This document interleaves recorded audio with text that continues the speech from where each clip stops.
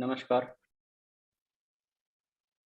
Welcome all of you to the double century 201 of Independent Research Ethics Society along with Ayush Darpan Foundation Ayush Samruddhi National Webinar, dedicated webinar on GCP series. And today we are having special subjects on guidelines for clinical research. I welcome you all on this double century. After the double century, this is 201 not out webinar which is going on, and we will reach more heights in this. I'm very much sure. Without further ado, I would like and I request Dr. Pawan Sharma and all that we begin this webinar and we start gathering knowledge from our eminent speakers. So today, first of all, we are having Dr. Nand Kishore Dadit ji. If I may see Dr. Nand Kishore Dadit ji, may I have your screen on, sir? Are you facing any problem for the video? Dr. Nand Kishore Dadit ji, hope I'm audible to you.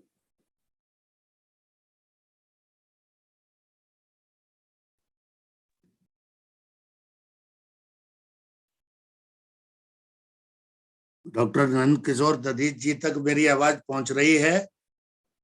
अभी बात हो रही थी, ददीत जी की screen भी दिख रही थी।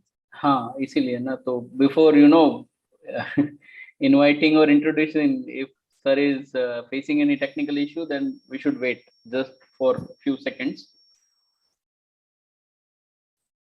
Meantime, we welcome Dr. Nilufar Nahar from Bangladesh.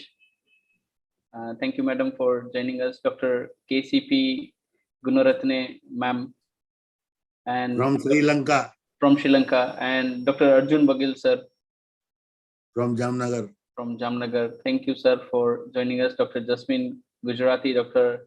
Rampal Somani, Gaurav Bhattacharya, and Dr. Ritu Bhardwaj. Welcome also Dr. Rajiv Kurele. We had a very interesting discussion day before in the last webinar. And today we are waiting for Dr. Nand Kishore to join. Once he is audible and once his video is on, we should proceed with the webinar. We are just waiting for a few minutes.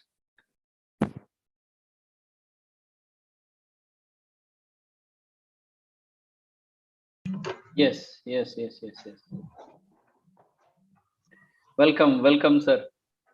Am I audible to you, sir? Okay, sir. थोड़ा सा technically problem थी, इसलिए जुड़ नहीं पा रहे थे. No issue, sir. We can understand. Okay, virtually में थोड़ा ये रहता है, अगर आप प्रत्यक्ष होते तो अब तक में तो हम कहाँ के कहाँ चले गए होते. स्टार्ट करो sir. So I welcome Dr. Nand Kishore Dadit ji. He is Associate Professor, Department of Kriya Sharir, Uttarakhand Ayurveda University. Without further delay, I like to request Dr. Nand Kishore ji to take us further into guideline of clinical research. Thank you, sir. धन्यवाद sir. मैं doctor Nand Kishore Dadhich, associate professor, department of Kriya Sharir, Uttarakhand Ayurved university, Dehradun. सबसे पहले मैं बोलना चाहूंगा, सर्वे भवन्तु सुखिनः, सर्वे सन्तु निरामया, सर्वे भद्राणि पश्यन्तु, मा कश्चित् दुःख भाग् भवेत्. सभी लोग निरोगी हों, सभी स्वस्थ हों, ऐसी हम भगवान से कामना करते हैं. इस कार्यक्रम के आयोजन सचिव श्री पवन कुमार शर्मा जी, जो कि IRES के प्रेसिडेंट हैं, इमामी झंडू कोलैबोरेशन में, डॉक्टर दर्शित जोशी जी, CEO, और डॉक्टर परीक्षित देवनाथ जी, और हमारे कलीग डॉक्टर राजीव कुरेले जी.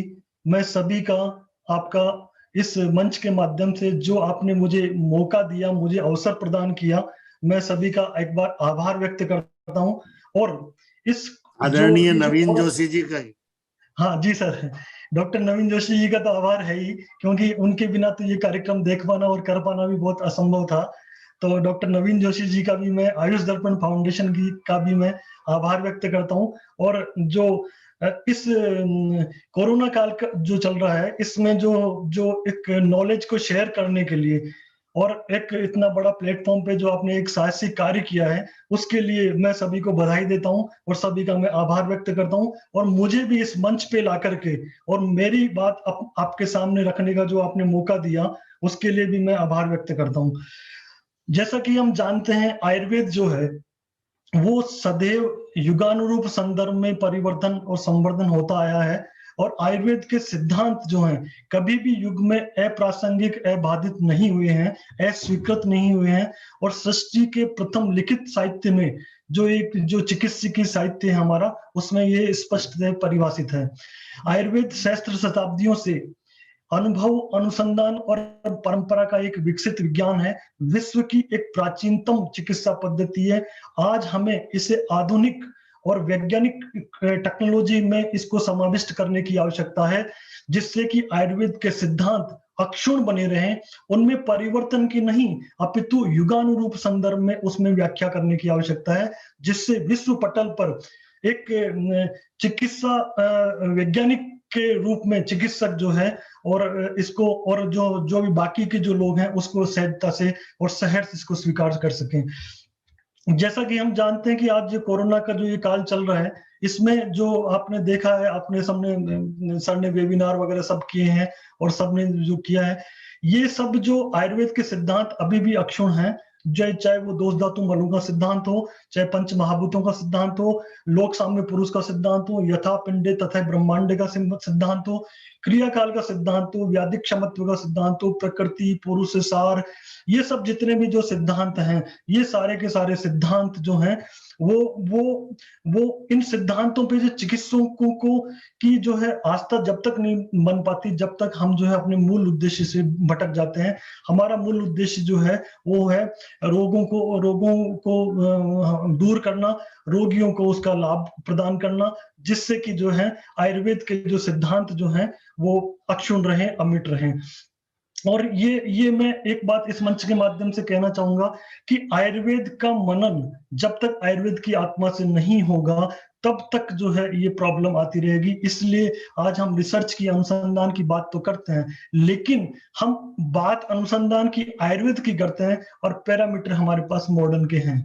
तो ये कंट्रोवर्सी भी है थोड़ी सी। जब तक हमारे अपने पैरामीटर्स नहीं होंगे, जब हमारे अपने टूल्स नहीं होंगे, तब तक हम आयुर्वेद के अनुसंधान की बात करना बड़ा मुश्किल कार्य है। क्योंकि जब तक आयुर्वेद का मनन, आयुर्वेद का ज्ञान आयुर्वेद की आत्मा से जब नहीं समझेंगे, तब तक रोगी को लाभ नहीं हो सकता। और तो मैं पुनः एक बार आपके आशीर्वचनों और का जो है की अपेक्षा करता हुआ, और मैं ये बताना चाह रहा हूं कि जो आयुर्वेद जो है एक संपूर्ण मानवता के लिए है और एक आयुर्वेद एक नई दिशा प्रदान करने वाला है। तो हम अब रिसर्च की जब बात करते हैं तो रिसर्च क्या है, अनुसंधान क्या है? अनुसंधान पहले आज के 2500 साल पहले आयुर्वेद की बात करेंगे तो आयुर्वेद जो है एक विकसित साइंस था। उसमें पूरे यूनिवर्स को उन्होंने जो है पूरी लैब माना। आज हम लैब की बात करते हैं कि फिजिक्स लैब होनी चाहिए, केमिस्ट्री लैब होनी चाहिए, साइंस की लैब होनी चाहिए। पूरे यूनिवर्स को उन्होंने लैब मान करके और पूरा जो साहसिक कार्य किया है और ये हमारे जो सिद्धांत जो प्रतिपादित किए वो सिद्धांत आज भी अक्षुण्ण है। तो अनुसंधान क्या है? अनुसंधान क्या है? अनुसंधान का अर्थ, शाब्दिक अर्थ यदि हम लेते हैं तो अनुसंधान का अर्थ खोज करना। और खोज कैसी खोज कि जो पहले हो चुकी है वो खोज भी, उसको भी हम एक सिस्टमेटिक और साइंटिफिक वे में उसको प्रेजेंट करें। रिसर्च का अर्थ होता है इंटेलिजेंस होना, साइंटिफिक होना, सिस्टमेटिक होना, और जो है एक सिस्टमेटिक प्रोसेस से यदि कोई कार्य गुजरता है तो वही एक तरह से रिसर्च है। और एस्टेब्लिश होना, और एस्टेब्लिश कैसे? और पर्टिकुलर कॉन्सेप्ट को एस्टेब्लिश करना, और वो एक चाहे वो हाइपोथेटिकल वर्क के रूप में हो या जो है एक कॉन्सेप्ट के रूप में हो, उसको एस्टेब्लिश करना ही अनुसंधान है। और ये अनुसंधान क्या है? एक सिस्टमेटिक वे हो, साइंटिफिक अप्रोच हो, और जो भी हम डिस्कवरी कर रहे हैं, नई खोज कर रहे हैं, उनका इंटरप्रिटेशन एक नए नॉलेज की तरह हो, वही अनुसंधान है। और नॉलेज क्या है? नोइंग अबाउट न्यू फैक्ट्स, नए फैक्ट को जानना, और नए फैक्ट को जान करके हम उनको वेरीफाई करना। और वेरीफाई तो पुराने थॉट्स भी हो सकते हैं, उनको क्या करते हैं, रीवेरीफाई करना उनको, और रीवेरीफाई करके उनको साइंटिफिक साइंटिफिक मेथड में और जो नेचुरल जो फिनोमिना है उसमें उसको अप्रोच करना, वही रिसर्च है।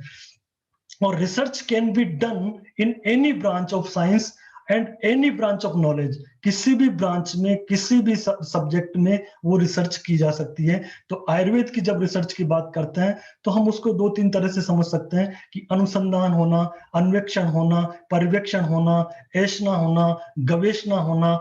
ये टर्म जो है ये सारे के सारे आयुर्वेद क्लासिक्स में मिलते हैं। और इसके प्रिंसिपल्स की बात करेंगे, रिसर्च के प्रिंसिपल की बात करेंगे तो एक सिस्टमेटिक और ऑर्गेनाइज्ड वे में, और जो रिसर्च जो हो क्या हो, पर्पजफुल होना चाहिए और उसमें क्रिटिक्स और एनालिटिक स्टडी जरूर होनी चाहिए। और जो उसकी जो फाइंडिंग हो वो फाइंडिंग पब्लिक के लिए हेल्पफुल होनी चाहिए, उसकी पूरी की पूरी एफिकेसी होनी चाहिए। वही एक तरह से रिसर्च है। और रिसर्च को हम 2 तरह से बता सकते हैं, एक थ्योरेटिकल रिसर्च होता है और एक एक्सपेरिमेंटल रिसर्च होता है। थ्योरेटिकल जो रिसर्च होता है, in this fundamental principle of Ayurveda had the potential, और जो है जो एक जो है हमारी जो हेल्थ का जो सेक्टर है उसके अंदर उसका जो है कोई उसका वैल्यू होना चाहिए, चाहे वो कॉन्सेप्ट हो, दोष का कॉन्सेप्ट हो, चाहे धातु का कॉन्सेप्ट हो, मलों का कॉन्सेप्ट हो, अग्नि का कॉन्सेप्ट हो, अनुमान, और जो चाहे हमारी मन आत्मा दिशा ये जो बताई इनका कॉन्सेप्ट हो। तो हमारा जो कॉन्सेप्ट है वो पर्पजफुल होना चाहिए और हेल्थ सेक्टर के लिए वो यूजफुल होना चाहिए। और दूसरा जो रिसर्च होता है वो होता है एक्सपेरिमेंटल रिसर्च। और एक्सपेरिमेंटल जो रिसर्च है, ये experimental research can be done in Ayurveda using methods of the evidence explain in Ayurveda text, जैसे प्रत्यक्ष, अनुमान, आप्तोदेश, त्रिविध परीक्षा, 10विध परीक्षा, अष्टविध परीक्षा। ये जो परीक्षाएं जो बताई है, देखो 2 तरह की बातें होती है, एक रोग की परीक्षा होती है, एक रोगी की परीक्षा होती है, दोनों मिलकर के रोगी रोग परीक्षा बोलते हैं। नाड़ी, मूत्रम, मलम, जीवा, शब्द, स्पर्श, दृक्, आकृति जो बताई है कि नाड़ी परीक्षा, मूत्र परीक्षा, मल परीक्षा, ठीक है, इस शब्द परीक्षा, स्पर्श परीक्षा, ये सारे के सारे जो है ये सारे के सारे उसमें कोलैबोरेटिव होनी चाहिए, वो हमारा एक्सपेरिमेंटल स्टडी है। और थर्ड जो होता है वो जो क्लिनिकल जो रिसर्च है, वो क्लिनिकल रिसर्च जो है वो offers most important down the developing new protocols जो है हमारे, उसमें जो है वो फिट होनी चाहिए। और आयुर्वेदिक जो ऑब्जर्वेशन है और जो मैनेजमेंट है डिजीज का, वो जो है रिलीवेंट होना चाहिए, वो अनएक्सप्लोर्ड होना चाहिए। तो इस प्रकार से हम जो है पेशेंट को जो क्लिनिकल ट्रायल करते हैं या क्लिनिकल ट्रायल के लिए मेडिसिन जो तैयार करते हैं, वो थ्योरेटिकल और एक्सपेरिमेंटल रिसर्च पे जो है बेस हमारा होना चाहिए। और जो हम जो रिसर्च की जब बात करते हैं तो रिसर्च में जो हम नाड़ी परीक्षा, हमारा जो है वो आयुर्जीनोमिक्स है, हमारी सिस्टम बायोलॉजी है, हमारी एक्सरसाइज फिजियोलॉजी है, हमारा प्राणायाम और योगिक जो साइंस है, हमारा जो बायोफिजिक्स जो है, बायोफिजिक्स के एग्जामिनेशन को कैसे अंडरस्टैंड कर सकते हैं, उसका कैसे इंटरप्रिटेशन जो आयुर्वेद में हम कर सकते हैं, स्टेम सेल बायोलॉजी को कैसे हम और आयुर्वेदिक फिजियोलॉजी को कैसे इंक्लूड कर सकते हैं, एप्लाइड फिजियोलॉजी को कैसे हम इसको समझ सकते हैं पैथोलॉजिकल व्यू से या पैथोजेनेसिस के व्यू से, हमारा जो ट्रीटमेंट एस्पेक्ट है वो कैसे डिफरेंशियल जो हमारे डिफरेंट जो डिसऑर्डर्स होते हैं, हमारे सिस्टमिक जो डिसऑर्डर्स हैं उसको हम कैसे समझ सकते हैं, हमारी जो क्रोनोबायोलॉजी है उसको हम 200 में कैसे उसको समझ सकते हैं, हमारी जो टेक्निक्स है, टूल्स हैं, मॉडल्स हैं, ये सब इनको हम स्टूडेंट को कैसे अंडरस्टैंड कर सकते हैं। क्योंकि हमने तो समझ लिया, हमने भी रिसर्च कर लिया, अनुसंधान तो किया, लेकिन जब तक बच्चों को हम नहीं बताएंगे, हम जब तक उसको सोसाइटी में लाभ नहीं मिलेगा तब तक वो यूजफुल नहीं होता है। और जितने भी जो हमारी जो टर्मिनोलॉजी है, सबसे बड़ी बात है कि हमारी टर्मिनोलॉजी है, आयुर्वेद की जो टर्मिनोलॉजी है उस टर्मिनोलॉजी में ही डेवलपमेंट होना चाहिए, उसी में अनुसंधान होना चाहिए। टूल्स तो हमारे हों, और जो है जो डिजीज किसी सिम्टम दूसरे के लेंगे तो वहां पे गड़बड़ हो जाएगा, वहां पे रिसर्च का जो है वो नहीं बन पाएगा। तो इसलिए रिसर्च जो है आयुर्वेद में रिसर्च जो है वो आयुर्वेद बेस्ड होना चाहिए। हमारे जो चरक संहिता में जो कार्यकारण सिद्धांत बताए हैं, विदाउट कार्यकारण सिद्धांत complete knowledge in Ayurveda not possible. कार्यकारण सिद्धांत में जो भी फिर पूरा डिटेल जो बताया है कि हमें हमारे 10विध परीक्षी भाव क्या है, हमारे त्रिविध परीक्षी भाव क्या है, कारण क्या है, करण क्या है, कार्य योनि क्या है, कार्य का फल क्या है, अनुबंध क्या है, देश क्या है, काल क्या है, प्रवृत्ति क्या है, उपाय क्या है, ये पूरा आयुर्वेद का बेस रिसर्च है। तो मेरा कहने का अर्थ ये है कि आयुर्वेद के टूल्स हो तभी आयुर्वेद के जो है मेडिसिन का, आयुर्वेद का जो है उपयोग हो पाएगा। क्योंकि जब हमारे साथ एक समस्या और आती है, उसके भी आगे मैं बात करूंगा कि हमारी जो मेडिसिन जो हम तैयार करते हैं उसके लिए हमको देश भी देखना है, काल भी देखना है, बल भी देखना है, व्यय भी देखना है, प्रमाण भी देखना है, तब जाके हम उसकी मेडिसिन की डोज को हम डिसाइड कर पाते हैं। इसलिए ये सब चीजें जरूरी है। अन्वेषण क्या है कि डिजायर टू सर्च, वो अन्वेषण है। गवेषण क्या है? To search the activity help the all sense organs, वो गवेषण है। पर्यवेक्षण क्या है? टू रिसर्च ऑल दी जो डिमेंशंस जो हैं हमारे, वो सारे पर्यवेक्षण। अनुसंधान क्या है? फॉलो करना किसी चीज को और अप्रोप्रिएट नॉलेज उस पर रखना, वो अनुसंधान है। मंथन क्या है? मंथन जो है, जो फैक्ट है उनकी नीड्स क्या है, वो हमारा मंथन है। और विमर्श क्या है? तो क्लिनिकल जो कमेंट्स जो होते हैं और जो रीएस्टेब्लिश जो हमने जो किया, वो सारे हमारा जो विमर्श है हमारा। तंत्र युक्ति जो है, मेथड ऑफ थिंकिंग हमारी है, हमारी साइंटिफिक जो प्रेजेंटेशन है वो हमारी तंत्र युक्ति है। प्रतिपत्ति क्या है? प्रतिपत्ति जो राइट प्रोस्पेक्टिव जो है हमारा, वो हमारा प्रतिपत्ति है। इस प्रकार से हम जो है रिसर्च को, आयुर्वेद की रिसर्च को हम इसको इंक्लूड कर सकते हैं। हमारा जो स्कोप जो है उसको हम समझ सकते हैं। हमारी थ्योरेटिकल रिसोर्स है, हमारी एक्सपेरिमेंटल रिसर्च है, हमारी क्लिनिकल रिसर्च है। और जो जो जो इंपॉर्टेंस क्या हो सकती है रिसर्च की, हमारे आयुर्वेद में क्या इंपॉर्टेंस हो सकती है कि only the fact established all careful investigations. हमारी जो भी इन्वेस्टिगेशन हो वो सारी केयरफुल हम उसको इन्वेस्टिगेशन करें, उस पेशेंट के बारे में जाने और उसके बाद में उसको जो है बताएं। ऑब्जर्वेशन हमारा होना चाहिए और एक्सपेरिमेंटल स्टडीज हमारी होनी चाहिए। और जो डाटा है वो, उस डाटा जो है प्रॉपर स्टैटिकल उसका एनालिसिस होना चाहिए। और जो पब्लिक को जो कन्विंस करें, उसकी वैलिडिटी यदि जब तक नहीं है तब तक वो रिसर्च जो है इनकम्प्लीट है। इसलिए ये इंपॉर्टेंस है हमारी आयुर्वेद की रिसर्च की। सेकंड जो इसमें जो पॉइंट जो है वो आयुर्वेद जो है वो उसका ग्लोबल एक्सेप्टेंस होना चाहिए। हमने जो भी रिसर्च किया उसको पूरा ब्रह्मांड, पूरी विश्व जो है उसको माने। और वो जो है उसमें interest in Ayurveda and it's public demand is rapidly increasing. उसमें जो पब्लिक डिमांड है वो उसकी इंक्रीज होनी चाहिए, उसमें रिसर्च और भी आगे होने चाहिए, तभी हम जो है हमारा आयुर्वेद का रिसर्च जो है वो सफल हो पाएगा। ऐसे ही जो है रिसर्च जो है वो हमारी सेफ्टी के लिए, हमारे स्टैंडर्डाइजेशन के लिए, हमारी क्वालिटी कंट्रोल के लिए, जो आयुर्वेद की प्रैक्टिस जो है, आयुर्वेद के जो प्रोडक्ट जो है उस पे जो उसका ये इजीली जो एडमिनिस्ट्रेशन होना चाहिए, उसका रैपिडली उस पर एक्शन होना चाहिए, कि तभी वो जो है हमारे लिए सक्सेसफुल हो सकता है। और research is useful to assess the relative efficiency to healthcare programs in order to resources in health programs, health settings, health जो अवेयरनेस प्रोग्राम, उनमें जो है उस रिसर्च का जो प्रॉपर जो है उसकी रिलेविटी होनी चाहिए, उसकी प्रॉपर एफिकेसी होनी चाहिए और उसकी जो है उसका यूज होना चाहिए। और यूटिलिटी की जब बात करते हैं हम, तो उसमें आयुर्वेद के चरक संहिता में लिखा भी गया है कि परीक्षिकाणोई कुशला भवन्ति, जो है जो जो रिसर्च जो है वो जो अकेला आदमी जो है वो रिसर्च नहीं कर सकता। Who act after the investigation, जितने भी हमारे इन्वेस्टिगेशंस होते हैं, हमारी जो पद्धतियां हैं, उनके बाद ही जो हम जो है रिसर्च को कर सकते हैं। तो उसमें 3 तरह के एस्पेक्ट जो हैं, एक क्यूरेटिव एस्पेक्ट होता है, एक प्रोमेटिव एस्पेक्ट होता है, एक जो है प्रिवेंटिव एस्पेक्ट होता है। तो जितनी भी डिजीज होती है विदाउट डेवलपिंग द कॉम्प्लिकेशंस, वो हमारा क्यूरेटिव एस्पेक्ट है। और रसायन जो वाजीकरण जो हमारा जो सब्जेक्ट है वो हमारा प्रोमेटिव एस्पेक्ट है। और हेल्थ मेंटेनेंस करना, योगा और हाइजीन, डाइट, सीजन में जो है किस प्रकार से हमारी लाइफ स्टाइल हो, डे में कैसी दिनचर्या कैसी हो, हमारी ऋतुचर्या कैसी हो, हमारी रात्रिचर्या कैसी हो, हमारा आहार कैसा हो, हमारा विहार कैसा हो, व्यायाम कैसा हो, ये सारा जो है ये प्रिवेंटिव एस्पेक्ट है। तो इसको भी जो है ये क्लिनिकल जो रिसर्च है, आयुर्वेद की जो क्लिनिकल रिसर्च है उसके एस्पेक्ट्स हैं।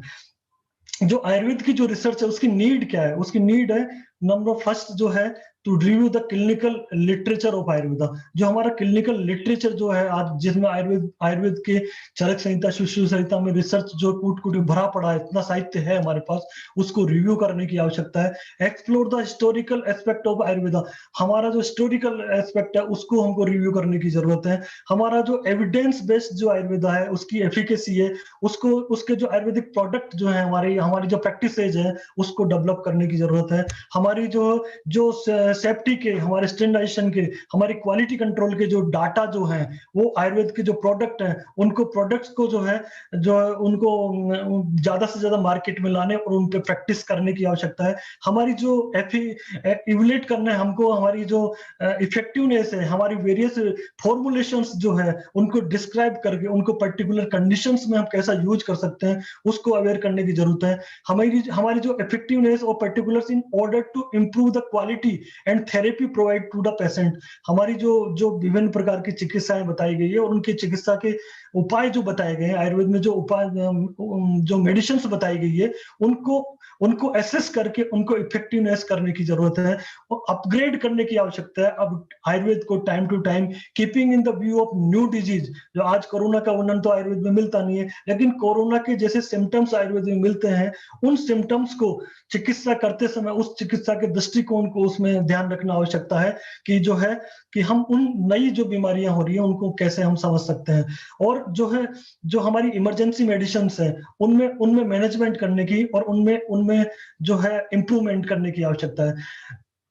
Our Acharya encourage the intelligence people to struggle for obtaining new knowledge। जो हमारे आचार्यों ने जो नया एक नॉलेज दिया है और नए नॉलेज को उन्होंने टेक्स्ट में जो बताया है कि रीजनिंग क्या होनी चाहिए, हमारी एक्सपेरिमेंटल हमारा क्या होना चाहिए, हमारा जो है जजमेंट क्या होना चाहिए, हमारा कंप्रेशन क्या होना चाहिए, ये सब चीजें जो है वो जो आचार्यों ने बताई है, शास्त्रों में बताई है, वो सब करने की आवश्यकता है। इसके लिए चरक संहिता का निदान स्थान, जो विमान स्थान है, वो अकेला सफिशिएंट है। इसके लिए विमान स्थान जिसने पढ़ लिया उसके लिए रिसर्च के सारे उपाय जो है उसमें निहित हैं। हमारी तंत्र युक्तियां हैं, हमारे कार्य कारण भाव हैं, हमारे 10विध परीक्षा, अष्टविध परीक्षा, त्रिविध परीक्षा, हमारे प्रमाण, ये सारे के सारे हमारे रिसर्च के टूल्स हैं। तो प्रॉब्लम्स क्या आ सकती है, रिसर्च में क्या प्रॉब्लम आती है उसकी भी हम बात करेंगे यहाँ पे। तो एक तो आयुर्वेद में सबसे बड़ी प्रॉब्लम्स है हमारे जो यूनिवर्सल डोज जो है वो डिसाइड नहीं है, क्योंकि हमारा दोषस्थ कैसा है, हमारा शरीर बल कैसा है, अग्नि बल कैसा है, कोष्ठ कैसा है, ये पेशेंट का अलग अलग होता है और आयुर्वेद का ट्रीटमेंट बेस जो है इन पे होता है। दूसरा, जो हमारी जो क्लिनिकल स्टडी है वो ये इन कारण से जो है आयुर्वेदिक ड्रग्स जो है उनका जो है एक यूनिवर्सल डोज जो है इन कारण से जो है शरीर बल, देश काल, वय, प्रमाण, परीक्षा, इनके कारण से डोज जो है डिसाइड नहीं हो पाता, इसलिए ये प्रॉब्लम फेसिंग होती है। दूसरी प्रॉब्लम आती है quantitative measure for ayurvedic basic, जैसे वात है, पित्त है, कफ है, अग्नि है, इनकी एक जो क्वालिटेटिव और क्वांटिटेटिव जो एग्जामिनेशन होता है, क्वांटिटेटिव जो मेजरमेंट होता है, हम उसको साइंटिफिक कम्युनिटी के सामने उसको रख नहीं पाते। तीसरी प्रॉब्लम जो आती है कि कंसिडर आयुर्वेदिक एस्पेक्ट लाइक दोषस्थ, शरीर बल, अग्नि बल, इनको हम मेजरिंग नहीं कर सकते और इनको डोज देने के बाद में और जो है एनिमल्स पे, जो एनिमल्स मॉडल्स हैं उन पे हम इनका ट्रायल नहीं कर सकते, इसलिए भी ये इस टाइप की प्रॉब्लम आती है। और फोर्थ जो प्रॉब्लम आती है, patient often consume allopathic medicines along with Ayurvedic at the same time, hence the difficult to establish that time result come from the which medicine। जो पेशेंट जो आता है हमारे पास में, वो आयुर्वेदिक ट्रीटमेंट लेकर के और साथ में जो है एलोपैथिक लेना चाहता है, और उस टाइम में हमको हमारे साथ समस्या आती है कि रिजल्ट जो आएगा वो आयुर्वेद का आएगा या हमारे पास में एलोपैथिक आएगा। तो ये प्रॉब्लम्स मैं आप लोगों के सामने, सबके सामने शेयर किया है कि इस टाइप की प्रॉब्लम जो आती है। और बाकी आयुर्वेद में रिसर्च जो है कोई रिसर्च करने की आवश्यकता नहीं है, क्योंकि आयुर्वेद तो खुद एक अनुसंधान जो है, एक परंपरा का एक ज्ञान है, विकसित विज्ञान है। इसमें तो ऑलरेडी सब रिसर्च हो गया है। हमको केवल आज के इस परिप्रेक्ष्य में, आज के युग में इसको जो है, इसमें जो टेक्नोलॉजी है, कंप्यूटराइज जो हमारा जो युग चल रहा है, उसको इसमें समाविष्ट करने की आवश्यकता है, जिससे कि हमारे सिद्धांत जो है वो अक्षुण्ण बने रहे। और सिद्धांतों में परिवर्तन करने की आवश्यकता नहीं है। सिद्धांत हमारे वही रहेंगे, हमारे चाहे दोष धातु मलों का सिद्धांत हो, पंचमहाभूतों का सिद्धांत हो, या और कोई सिद्धांत हो। क्योंकि जो सिद्धांत जो बताए हैं, वो सिद्धांत जो है वो ऐसे सिद्धांत हैं कि पूरा विश्व इसको स्वीकार कर रहा है। और आगे भी जो है हमारे जो हितायु और सुखायु के सिद्धांत है, वो सर्वजने हिताय सर्वजन सुखाय से जो है वो प्रेरणा पाकर, और ये जो है जो योग के बाद में आयुर्वेद जो है आज फिर पुनः विश्व गुरु होने का मार्ग जो है प्रशस्त हो रहा है। तो मैं समझता हूँ कि ये जो मैंने जो शॉर्ट रूप में जो आपको कुछ अनुसंधान की जो आने वाली परेशानियां क्या है और कैसे हम इसमें आयुर्वेद में अनुसंधान कर सकते हैं, इसके बारे में शॉर्ट रूप में बताया। और निश्चित रूप से आगे भी इन चीजों को और अधिक अनुसंधान करने की आवश्यकता है, जिससे इसका लाभ आम आदमी को, आम लोगों को इसको मिल सके। तो मैं पुनः एक बार जो है पवन कुमार शर्मा जी का, हमारे जो है जो IRES के जो प्रेसिडेंट हैं, और दर्शित जोशी, परीक्षित जी का, और नवीन जोशी जी का, राजीव कुरेले जी का, सबका धन्यवाद ज्ञापित करता हूं पुनः। और इसमें यदि कोई क्वेरी हो, कोई ऐसी कोई बात हो, तो मैं आपसे रिक्वेस्ट करूंगा कि मेरे से आप बात कर सकते हैं। बहुत बहुत धन्यवाद। बहुत बहुत धन्यवाद sir. We are very much happy that you have shared such a vast knowledge in within a few minutes. It is very broad subject, and each definitions need more time. हम सारी definitions को एक साथ आपने अभी समझा दिया. We are very much lucky and we are very much happy कि आपने इतने शॉर्ट टाइम में, शॉर्ट नोटिस में इतना कुछ प्रिपेयर करके हमें नॉलेज शेयर कर दिया. ये तो पूरा समंदर है अभी. ये समंदर में हम तो धीरे धीरे गोते खाते जाएंगे, तो आगे निकलते जाएंगे. Without further delay, I would like to request Dr. Rajiv Kurile sir, sorry. He is also associate professor and faculty of Ayurveda at Uttarakhand Ayurveda University, Dehradun. Sir, thank you very much for joining us within the short notice, and I would like you to take us further. Please sir, all your stage. दर्शक जी नमस्कार. जो Dadhichi boss को पहले धन्यवाद कि आपने बहुत ही सारगर्भित तरीके से हमारे आयुर्वेद के पक्ष को और रिसर्च की क्या क्या शॉर्ट में, ब्रीफ में एक समराइज किया. तो पहले तो जो उन्होंने पवन शर्मा जी की तारीफ करी, तो मैं तो सिर्फ एक ही बात कह सकता हूँ, चले मारुत 49. ये हनुमान जी महाराज की कृपा है कि जो इस तीव्र न कह के द्रुतगामी गति से जो है चल रहे हैं, और बराबर दिन पे दिन और लोग जुड़ रहे हैं, अच्छे लोग. एक चलना होता है, एक चलने में भी जो है पूरा फैल के चलना होता है. तो बहुत वाइड स्पेक्ट्रम के साथ पृथुदर्शना, मतलब सबको लेते हुए ब्रॉड स्पेक्ट्रम में आप चल रहे हैं. और हमारे विष्णु शर्मा जी, मदन जी और हमारी जो टीम है दिन पे दिन अच्छी बढ़ रही है. तो सभी को शुभकामनाएं और बधाइयां कि 200 एपिसोड पूरे हो चुके हैं. और मुझे लगता है कि ये मतलब विदाउट इन्वेस्टिंग ये देश का सबसे बड़ा एक प्रोजेक्ट होगा जो एक इतने बड़े लेवल पे काम हुआ. तो इसको ऑन रिकॉर्ड करना चाहिए और अथॉरिटियों के सामने लाना चाहिए कि बिना मतलब खाली संकल्प से कैसे काम हो सकता है. बाकी तो ये श्रृंखला चलती रहेगी, ज्ञान गंगा बहती रहेगी. लेकिन ये रिमार्केबल मेरा नोट है जो मैं समझ पाया कि ये अपने आप में अचीवमेंट है. तो उसके लिए जो हम सबके सूत्रधार हैं, वो कहते तो धागा है लेकिन वो खुद ही पारस है, जो छूता है तो उससे पारस बन जाता है. ऐसे पवन शर्मा जी बधाई के पात्र हैं, और दर्शित जी और विष्णु जी जिसके स्वयं पालक हैं, हमारे डॉक्टर विष्णु शर्मा जी और डॉक्टर मदन जी. तो आप सभी ने जो है बहुत बढ़िया कर दिया. और हम सबके जो सूत्रधार हैं डॉक्टर नवीन जी, तो उनका मैं पुनः धन्यवाद करना चाहता हूँ कि उन्होंने ऐसी विभूति से मुझे जोड़ा. अब मैं सर इसको स्क्रीन शेयर करके फिर आपको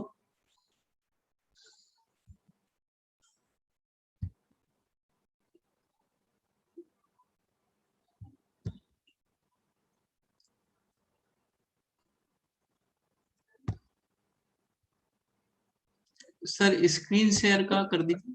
अभी नीचे देखिए, अभी ग्रीन आ जाएगा। जस्ट हाँ जी, ग्रीन तो आ गया है। Share screen. Yes, now you can share your screen sir. Host disable लिख के आ रहा है, होस्ट डिसेबल लिख के आ रहा है।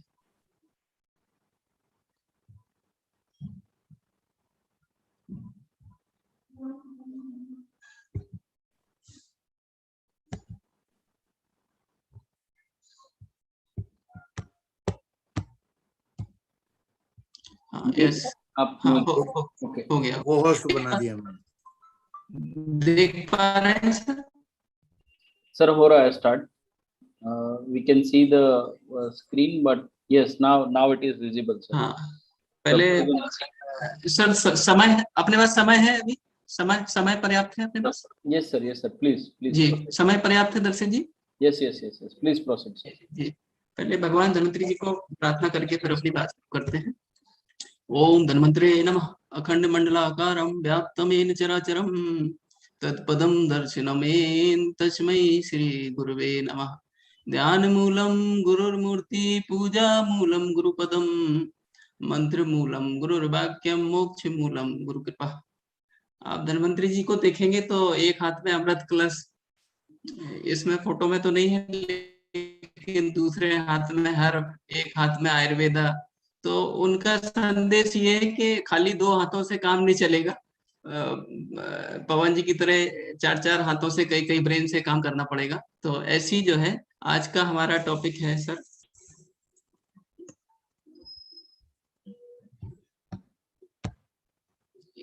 Guideline for clinical research. माने बहुत सारी बातें अभी रिसर्च के बारे में हो चुकी है, लेकिन क्या गाइडलाइन है, कैसे काम करना चाहिए, एक रोड मैप क्या है, माइक्रो प्लानिंग क्या है, क्लिनिकल रिसर्च अगर शुरू करना है तो उसके बारे में एक थोड़ा सा मैंने ब्रीफ कोशिश करी है, क्योंकि ये बहुत बड़ा वाइड टॉपिक है। इसमें पूरा डिप्लोमा और स्टडीम है जो CRO की, तो वो सारा काम कर रहे हैं। तो ये वास्ट टॉपिक है, लेकिन आपको थोड़ी सी झलक मिले तो इतना ही मेरा प्रयास है आज के लेक्चर में। तो ये ब्रीफ है जिसमें क्वालिटी एजुकेशन, रिसर्च, ड्रग और कल्टीवेशन और अवेयरनेस के लिए बात करते हैं हम, डेवलपमेंट का। रिसर्च के लिए डॉक्टर दधीची जी ने बता ही दिया है। रिसर्च के माने आज की डेट में बस समझे तो यही है कि re establishment of old fact through modern mythology, tradition to technology, land to lab, ये सब जो है रिसर्च है। और रिसर्च के माने सिर्फ इतना ही है कि अपनी पुरानी चीजों को मॉडर्न तरीके से, मॉडर्न भाषा में, उनकी समझ के हिसाब से अपने फैक्ट को स्थापित कर दें, यही रिसर्च है। ये सब रिसर्च की डेफिनेशन है। इसको अब क्लिनिकल रिसर्च पे आ जाते हैं सर। क्लिनिकल रिसर्च के लिए कहा गया कि it is the prospective ethically designed investigation in human subject to discover, verify, compare the result of 2 or more therapeutic measures or drug।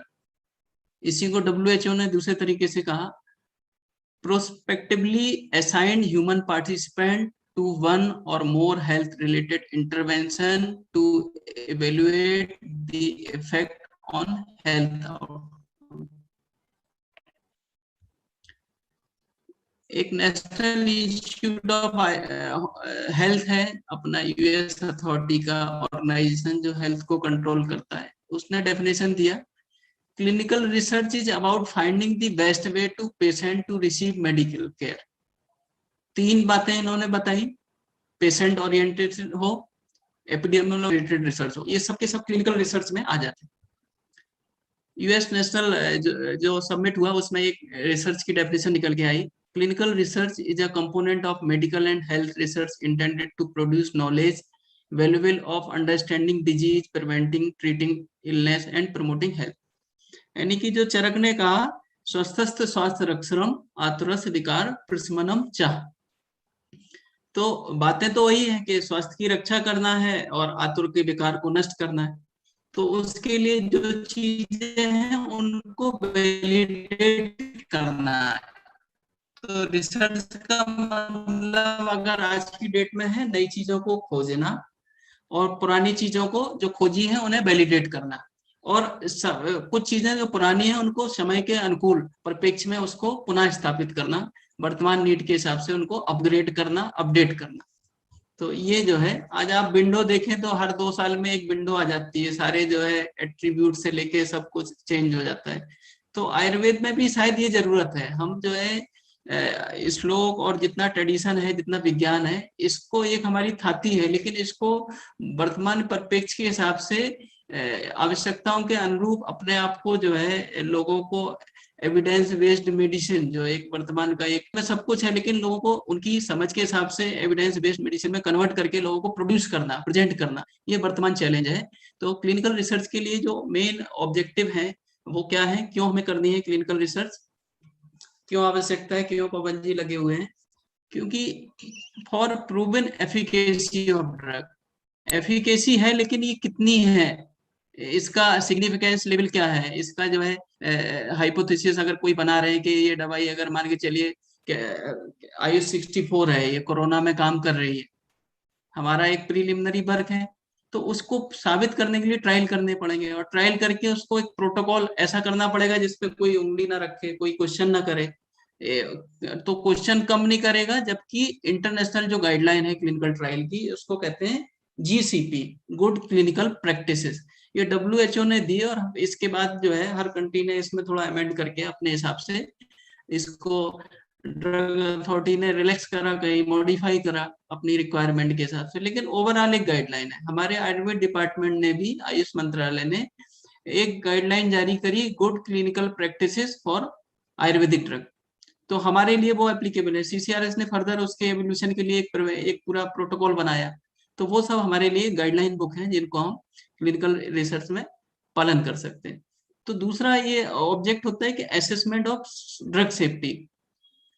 कोई दवाई हम दे रहे हैं, वो जो है ताम्रपत्र दे रहे हैं, वो हार्ट का तो सही कर रही है, लेकिन ऐसा तो नहीं कोई टॉक्सिटी क्रिएट कर रही है। आर्सेनिक दे रहे हैं, वो रसमाणिक दे रहे हैं, वो स्किन का रोग तो दूर हो रहा है, लेकिन कहीं ऐसा तो नहीं वो आर्सेनिक है वो टॉक्सिटी कर रहा हो। तो सेफ्टी के लेवल पे शॉर्ट टर्म, लॉन्ग टर्म जो भी सेफ्टी है, उसके बाद जो है फर्दर जब हम फेज सेकेंड में जाते हैं, सेकेंड के बाद जब थर्ड में जाना होता है, तो सेफ्टी और एफिकेसी से प्रूवन होती तभी हमें फर्दर एंट्री मिलती है। तो अभी आयुर्वेदिक ड्रग उस फेज में गुजर ही नहीं पाते हैं, हमारे तरीके से जुगाड़ और ट्रिक टेक्नोलॉजी से लगता है, लेकिन इंटरनेशनल जब आप करते हैं तो फेजेस में जाना पड़ता है। इसके बारे में अभी मैं आगे बताऊंगा आपको। तो डेवलपमेंट ऑफ न्यू ड्रग्स, कई बार पुराने ड्रग्स हैं लेकिन नए नए ड्रग्स की खोज के लिए भी क्लिनिकल रिसर्च की आवश्यकता पड़ती है, और ड्रग की स्टेबिलिटी के लिए, लिटरेचर वैलिडेशन के लिए, फंडामेंटल रिसर्च के लिए, अप्लाइड रिसर्च के लिए, और नए नए इंडिकेशन के लिए।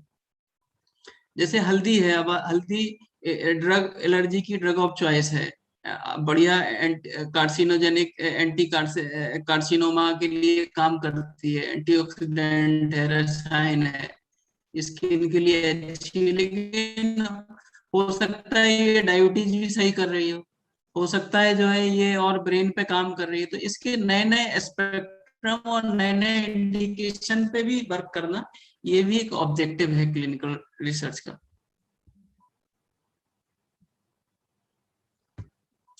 अब ये आता है कि इसमें हमें लगेगा क्या, बातें होती हैं, 5 M होते हैं।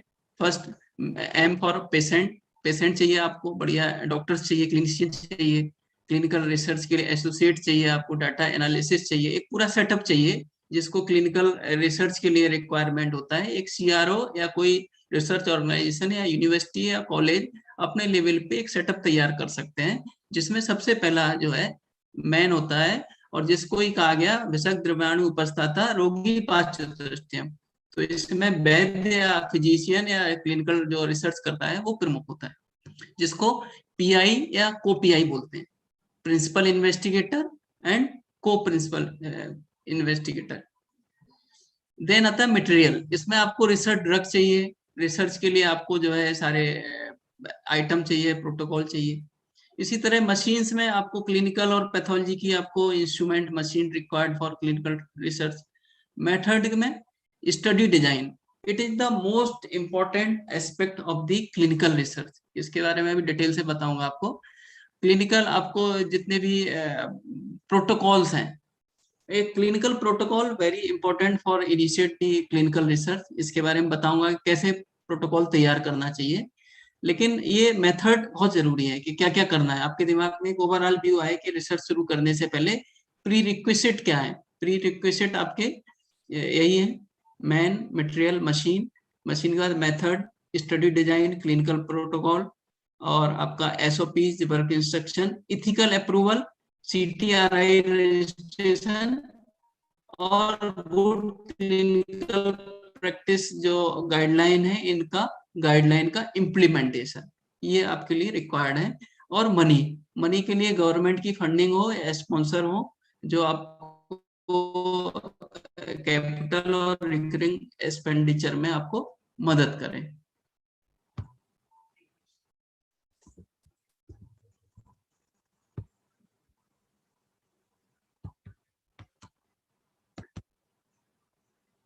अगर हम रिसर्च की ओवरऑल बात करें, जैसा कि अभी दधीची सर ने बताया, रिसर्च दो तरह की होती है, primary research, secondary research. Secondary research में हम जिसने जो काम किया है उस पे एनालिसिस करते हैं, कुछ अपनी फाइंडिंग्स जारी करते हैं। तो हम अभी डायरेक्ट रिसर्च की बात करेंगे तो रिसर्च 3 तरह से होती है। बेसिक रिसर्च जिसमें थियोरेटिकल और फंडामेंटल, और क्लिनिकल रिसर्च और एपिडेमियोलॉजिकल रिसर्च। क्लिनिकल रिसर्च 2 तरह की होती है अपनी, एक्सपेरिमेंटल रिसर्च और ऑब्जर्वेशनल रिसर्च। एक में डायरेक्ट हमने क्लिनिकल ट्रायल करने होते हैं, और एक में जो ऑब्जर्व करा है उसके आधार पे हमने एक फाइंडिंग्स निकालनी होती है।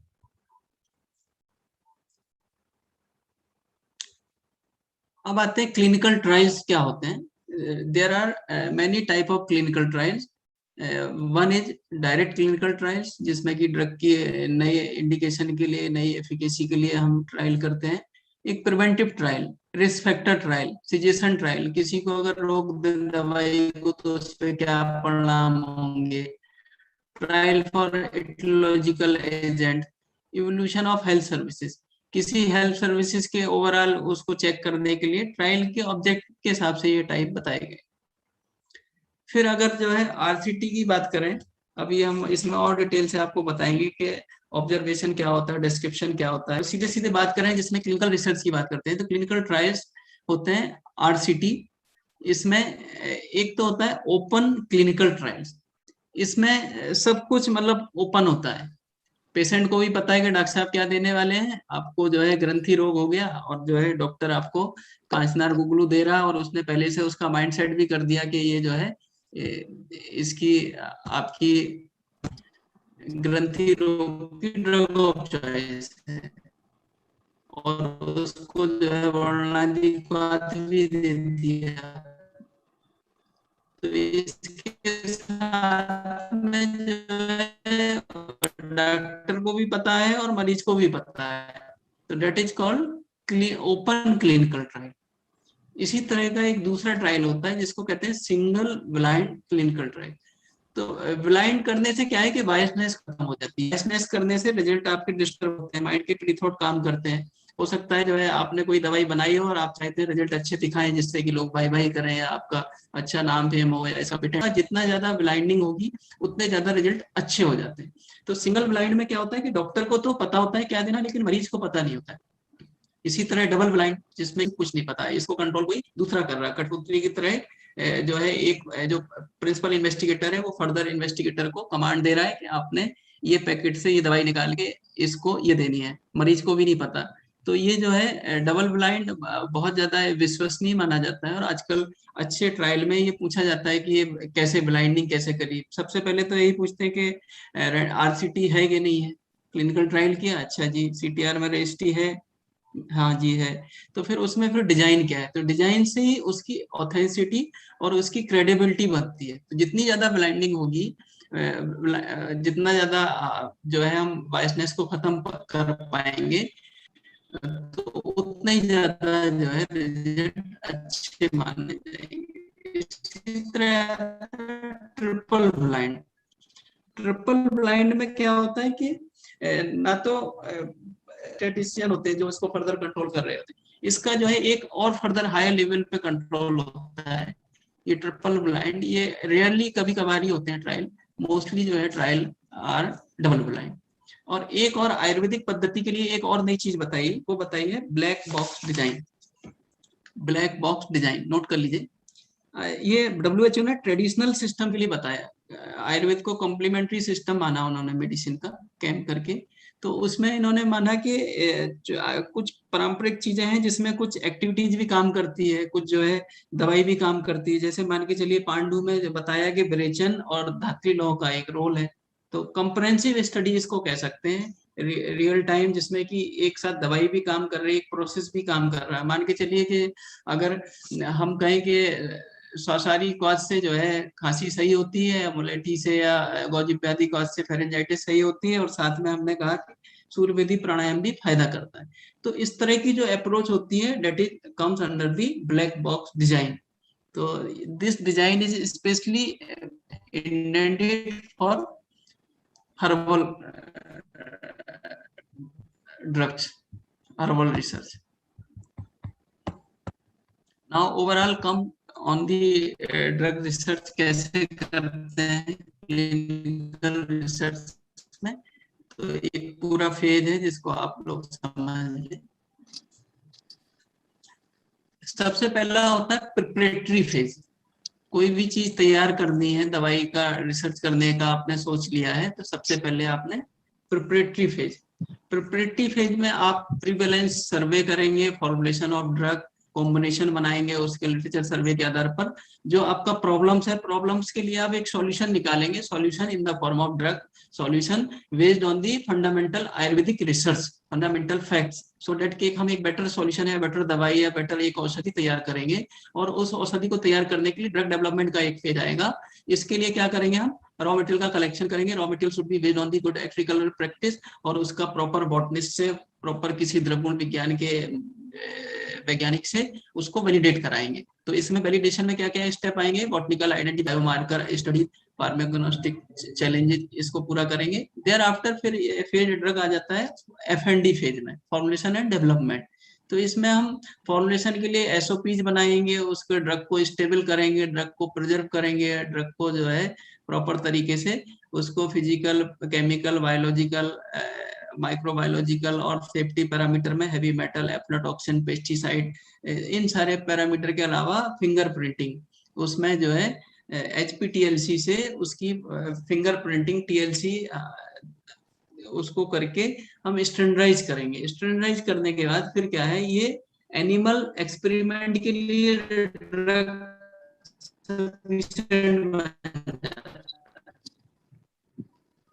एनिमल एक्सपेरिमेंट में क्या करना होता है, before we are going to animal experiment we have to take in consent institutional animal ethical committee होती है, जो कि एथिकल कमेटी कहलाती है एनिमल की। और एनिमल ट्रायल करने के लिए, क्लिनिकल स्टडी करने के लिए, सेफ्टी स्टडी करने के लिए पहले ये अप्रूवल जरूरी है, उसके एथिकल कंसिडरेशन के लिए। क्यों जरूरी है, उसके लिए बताया इन्होंने 3 R पे काम करना चाहिए। जो एनिमल जो एथिकल कमेटी है, इसके लिए 3 R बताए हैं। सबसे पहले रिप्लेसमेंट। जब भी आप एनिमल ट्रायल करें तो आप दिमाग में रख लें कि हमने जो है रिप्लेसमेंट करना है, और एनिमल्स का मतलब एक ही, पता नहीं एक ही एनिमल पे बार बार ट्रायल नहीं करके उसको बदल देना है, जिससे कि उसका एक ही एनिमल पे ज्यादा इफेक्ट ना पड़े। रिड्यूस करना, जहां wherever possible reduce the animal size. And refinement में हमने, रिफाइनमेंट एक बहुत बड़ा संजीदगी वाला टर्म है। उनको जो है मार भी देते हैं कई बार, उन्हें पेन क्रिएट कराते हैं, फिर पेन की दवाई देते हैं। तो उसमें ऐसी ऐसी टेक्निक को खोजना जिसमें उनके दर्द, पेन या तकलीफ के एहसास कम से कम। तो ये 3 सिद्धांत के आधार पे काम करता है IAC। 3 R को आप समझ लीजिए। तो एनिमल स्टडी के बाद फिर जो है आपका क्लिनिकल एक डोजियर तैयार हो जाता है। डोजियर तैयार होने के बाद आप जो है एक क्लिनिकल प्रोटोकॉल बनाते हैं। अभी प्रोटोकॉल कैसे बनाएंगे इसके बारे में अभी आपको बताऊंगा कि बेसिक प्रोटोकॉल का फॉर्मेट क्या है। तो आपका जो है एक डोजियर तैयार हो जाएगा, क्लिनिकल डोजियर। डोजियर के बाद आप क्लिनिकल प्रोटोकॉल्स बनाएंगे। प्रोटोकॉल्स में अभी कैसे बनाएंगे वो मैं आपको बताऊंगा। फिर एग्जीक्यूशन ऑफ क्लिनिकल ट्रायल, और क्लिनिकल ट्रायल का जब प्रोजेक्ट आप ये बना लेंगे, प्रोजेक्ट बना लेंगे, प्रोटोकॉल बना लेंगे, आप जो है प्री क्लिनिकल डोजियर बना लेंगे, और ये सारी की सारी जो मैंने बताई स्टेप 1 to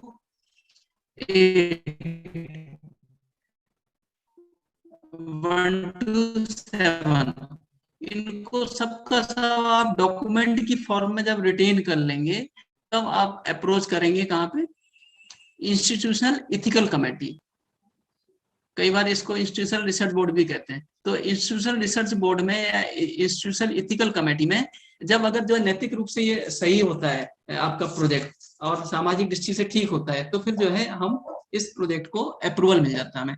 तो जो आपका हेल्सिंकी का जो डिक्लेरेशन था उसमें इथिकल कंसिडरेशन के लिए 12 प्रिंसिपल बताए हैं। उसमें पहला प्रिंसिपल था प्रिंसिपल ऑफ इसेंशियलिटी, यानी कि क्या वास्तव में जो रिसर्च करी जा रही है क्या उसकी आवश्यकता है, एक बार विचार करें, 2 बार करें, 3 बार करें, अगर है तो उसका जस्टिफिकेशन एक चाहिए कि क्यों चाहिए research.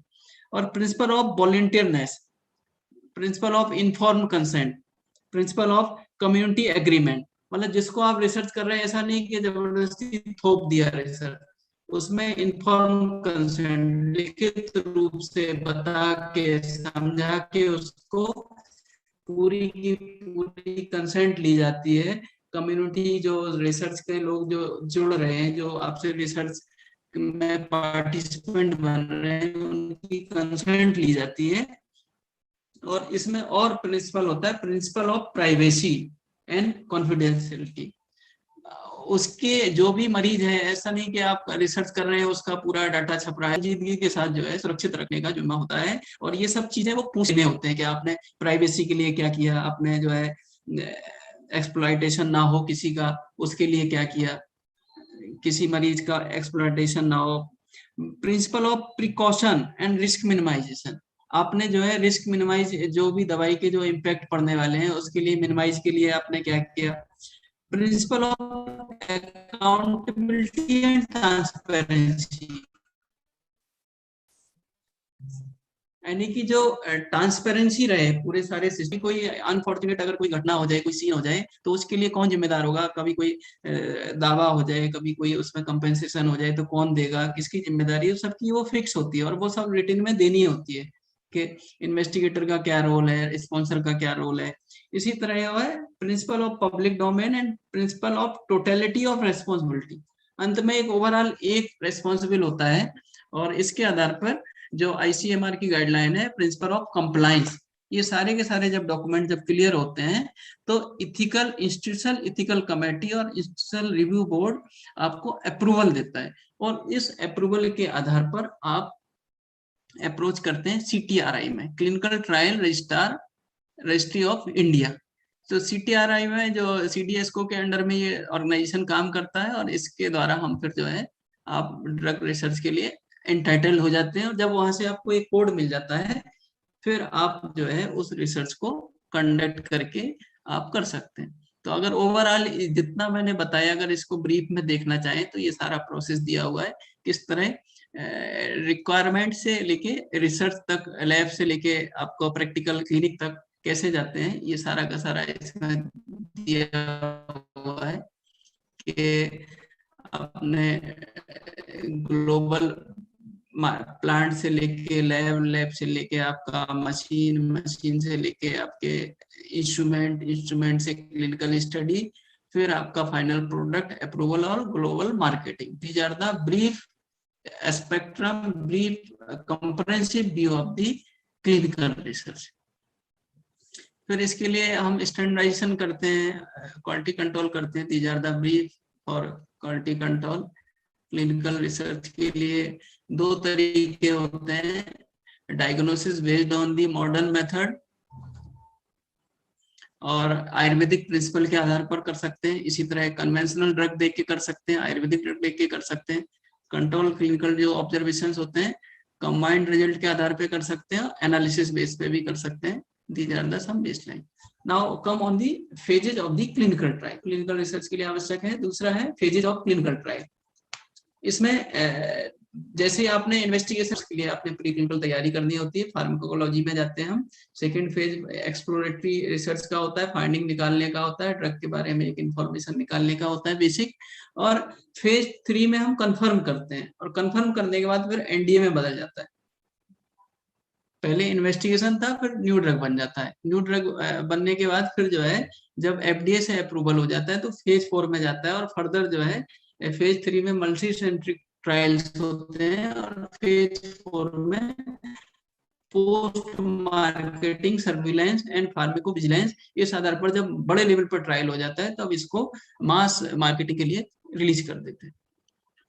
Now come on the another view, please see this is the phase of drug clinical trials process, entire process. और आपको देखने में ये एक स्लाइड लग रही होती है, लेकिन जो करते हैं उनके लिए एक पूरी जिंदगी होती है।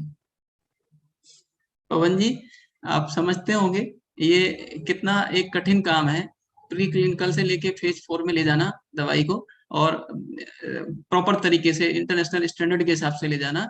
ये स्लाइड बहुत छोटी है, लेकिन इसके लिए कई जिंदगी काफी है, और इसके लिए फंडिंग चाहिए। आजकल जो है आप जिंदगी तो लगा देंगे, लेकिन फंड के बिना तो सब फीका है। $1 मिलियन जो है लग जाते हैं, और आयुर्वेद में जो है हमें 1 से 2% बजट मिलके उसी में सब कह दिया जाता है कि जान निकाल के रख दीजिए, है ना। तो वी आर मतलब जूझ रहे हैं हम अपने मिनिमम स्टैंडर्ड के लिए, MSR के लिए, लेकिन जो है सारी दुनिया कहाँ जा रही है, ये pre clinical phase, phase 1, phase 2, phase 3, FDA review and phase 4। These are the entire view which I described earlier. See another, you all be please note, preclinical laboratory level पे होता है, और ये क्लिनिकल लेवल पे phase 1। तो pre clinical में भी जो है 1 से लेके 15-20 तक मरीजों को हम एक प्रीलिमिनरी एक थॉट बनाने के लिए ट्रायल कर लेते हैं ऑफ द रिकॉर्ड। उनको हम नोट नहीं करते हैं, नोट करते हैं लेकिन किसी रजिस्टर, किसी मतलब अथॉरिटी के यहाँ नोट नहीं कराते हैं। आपका एक प्रोटो एक एनालिसिस हो जाती है आपकी प्री रिसर्च। तो इसमें जब फेज फर्स्ट है, पार्टिसिपेंट माने पेशेंट, मरीज, और फेज 2 में आपका 100 to 300 पार्टिसिपेंट रहते हैं। Phase 3 are the multi centric trial, और इसमें हम एक नहीं कई सेंटर पर प्रयोग करते हैं, कि ऐसा तो नहीं कलकत्ता में काम नहीं कर रही है और हरिद्वार में काम कर रही है और यूपी में काम ना कर रही हो, सो डेट के पूरा एक वाइड जियोग्राफिकल एक स्पेक्ट्रम भी इसमें कवर कर लेते हैं मल्टी सेंट्रिक ट्रायल। इसमें जो है कई बार जो एरर्स होती हैं, एरर कई बार मरीज की एरर होती है, वो गलत ही बता रहा है, सब्जेक्टिव एरर। कई बार जो है डॉक्टर जो जांच रहा है, हम इंस्ट्रूमेंट देख रहे हैं, कोई बेट कर रहे हैं, तो बेट करने में किसी को 66 दिख रहा, किसी को जो है 68 दिख रहा, तो ऑब्जर्वेशन कई बार देखने वाले में ही गलती हो जाती है जो इन्वेस्टिगेशन कर रहा है। तो इन सब एरर को कंप्लीट करने के लिए मल्टी सेंट्रिक जब ट्रायल करते हैं तो एरर और कम हो जाती है, और वो ट्रायल की वैलिडिटी बढ़ जाती है, ट्रायल की ऑथेंटिसिटी बढ़ जाती है। तो ये सारे के सारे फेजेज हैं। तो इसमें जो है IND से लेके NDA जो है, और इसमें ड्रग अप्रूवल हो जाता है। और ये आपके, और इसको ब्रीफ में और समझ लीजिए, फेज फर्स्ट में टेस्ट करते हैं ड्रग के लिए, टेस्ट करते हैं सेफ्टी के लिए, डोजेस फॉर्म के लिए, जिससे प्रीलिमिनरी डोज निकल के आए, सेफ्टी एस्पेक्ट निकल के आए। फेज 2 में आपका टेस्ट करते हैं लार्जर ग्रुप पर, इफेक्टेड इंडिविजुअल पर, test for efficacy and side effect. Phase 3 very important. और आयुर्वेदिक ड्रग तो क्या कहें कि बड़ी मुश्किल से मतलब फेजेज में, मतलब ऑफिशियली ट्रायल में जा पाते हैं।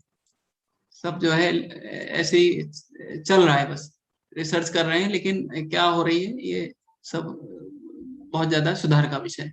तो इसमें जो है phase 3 test on the new and wider demographic उसमें करते हैं स्पेक्ट्रम में, test for long term effectiveness and comparison for other medication, control group के साथ अलग अलग चीजों के साथ भी करते हैं। और जो फेज 4 में चले जाते हैं तो इसमें पोस्ट मार्केटिंग सर्विलेंस और इसके आफ्टर इफेक्ट, कि अब पता लगा कि आपने अभी दवाई तो दी, रेमडेसिविर तो दिया, लेकिन उसके साथ साथ क्या क्या हुआ, वेट बढ़ा, हार्ट का साइज बढ़ गया, या लंग्स की कैपेसिटी घट गई, क्या क्या होने वाला है, इन सब का पूरा डिटेल में अध्ययन करना, ये पोस्ट मार्केटिंग में आता है।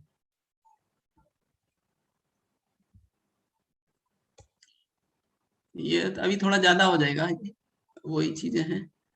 तो अभी अब फिर आ जाते हैं Ayurvedic method of clinical research. तो आयुर्वेद में तो यही कहा कि भैया जो है यावी क्रिया भी अभी जायन्ते शरीर धात्वे समान, सा चिकित्सा विकाराणाम कर्म तद विज्ञान मतम। चरक महाराज क्या कहते हैं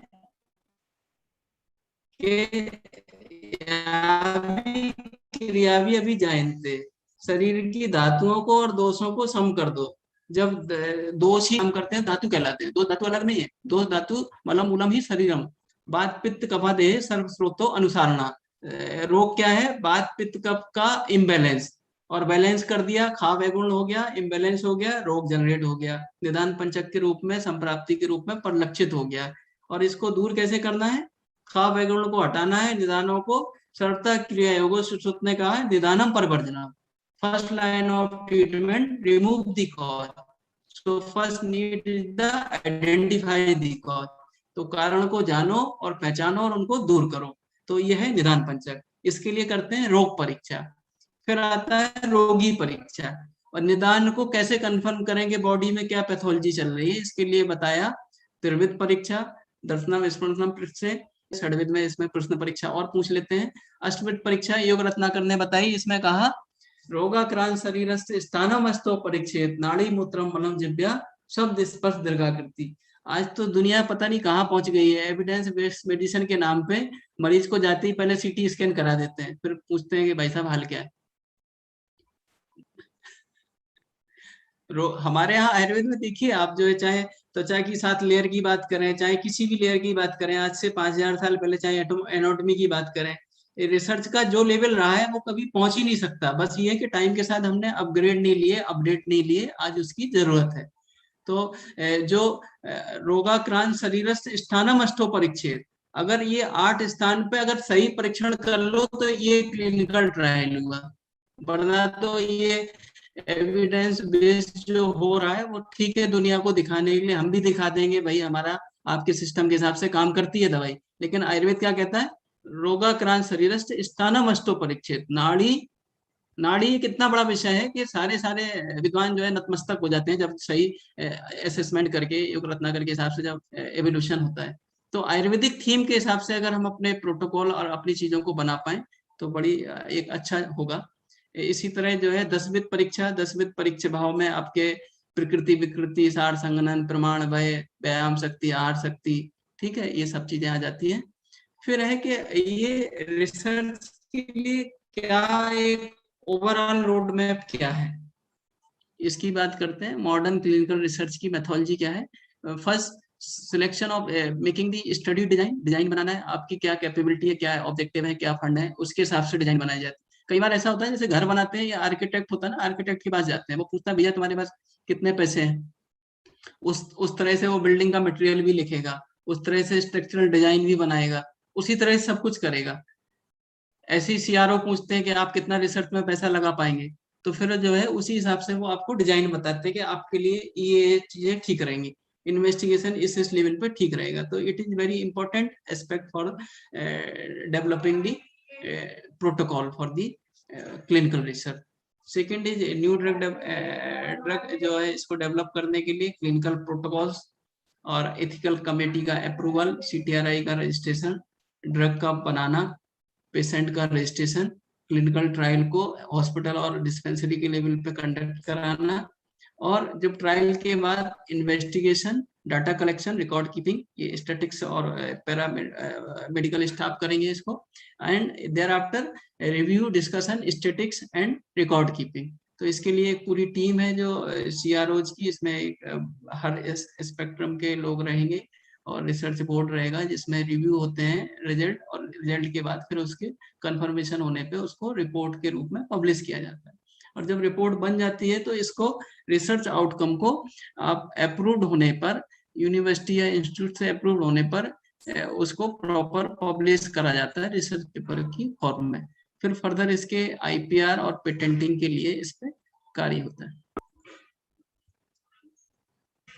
Now come on the making the how protocol should be make at our level। तो इसके लिए मैं आपको एक एग्जाम्पल दिखा रहा हूँ।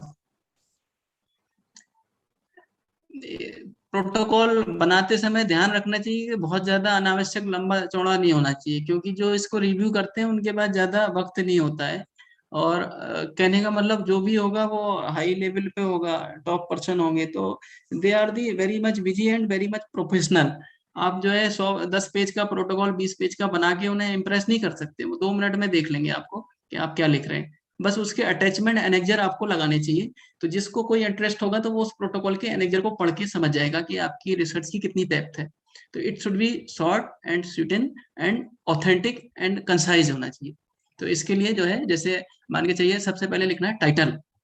टाइटल में include title of the research study with the type of trial, dose ranging है, ऑब्जर्वेशनल है, डबल ब्लाइंड है, क्लियर लिखना चाहिए, जिससे कि पेपर पब्लिश होता है तो उसमें और ऑथेंटिसिटी रहती है, और जो रिव्यू बोर्ड है वो क्लियर कट समझ जाता है कि आप क्या करने वाले। इसी तरह ऑब्जेक्टिव जो है, प्राइमरी और सेकेंडरी क्या ऑब्जेक्टिव है इस लिखना चाहिए क्लियर कट के। प्राइमरी जो है ऑब्जेक्टिव जनरलाइज होते हैं, सेकेंडरी ऑब्जेक्टिव। इसी तरह आउटकम प्राइमरी सेकेंडरी लिखने चाहिए।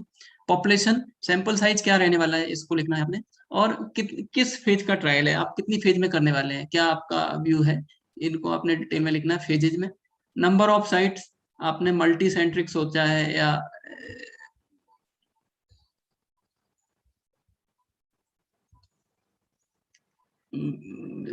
एक ही सेंटर पे करेंगे, अलग अलग सेंटर पे करेंगे।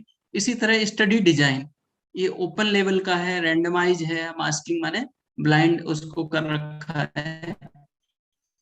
इसी तरह इसका ड्यूरेशन क्या है, आपके पार्टिसिपेंट जो है उनका ड्यूरेशन क्या है, उनके क्या क्या अनुपान है, क्या क्या डोजेज है, क्या क्या जो है उसके व्हीकल है, रूट ऑफ एडमिनिस्ट्रेशन क्या है, दवाई के बारे में एक ब्रीफ डिटेल देना है, description of study intervention and estimated time to complete enrolment, जो आपने जो रिसर्च करने वाले हैं कितने समय में हो जाएगी और इसका आउटकम क्या आने वाला है। तो इतने में आपका जो है, अगर आप प्रॉपर से लिख देंगे तो आपका क्लियर हो जाएगा प्रोजेक्ट। और रिसर्च ऑब्जेक्टिव जो बनाए उसमें ध्यान रखिए, ये जो है आपका स्मार्ट होने चाहिए, स्पेसिफिक हो, मेजरेबल हो, अचीवेबल हो, रिलेवेंट हो, and it should be time bound. इसी तरह जो टॉपिक आप चूज करें that should be final, feasibility हो उसकी, इंटरेस्टिंग हो, नॉवेल हो, इथिकल एक्सेप्टेबिलिटी हो, रिलीवेंस हो। इथिकल एक्सेप्टेबिलिटी नहीं होगी तो जो है वो आपका प्रोजेक्ट आगे क्लियर नहीं होगा और आप ट्रायल नहीं कर पाएंगे।